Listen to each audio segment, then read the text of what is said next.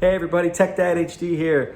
Today we're going to talk about something that Apple changed in iOS 15. If you haven't updated yet, when you do update, you might have an issue with this problem. What is this problem? Well, okay, so Apple changes a lot of things with their iOS for the phones, iPads. They make changes, and when you update, those are your changes.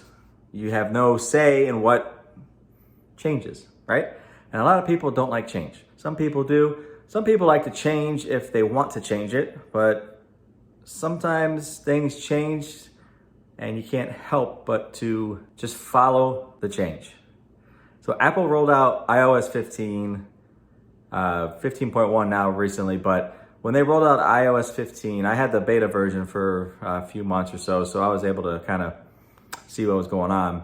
In Safari, when you go click on Safari and you want to go look for a website, you click on the search bar, right? You might be searching for the search bar now.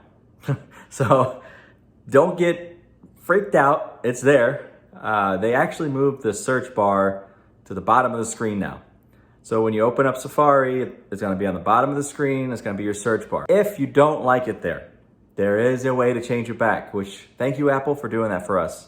Because people like to change things when they want to change things. They don't like things changing on them when they kind of get used to it. If it's a person that never had a smartphone and they start finally using a smartphone after all these years and they get used to something and then all of a sudden they update and bam, it changes and they're like, what the heck, right? So let's change it back if you want the search bar to be changed back to the top.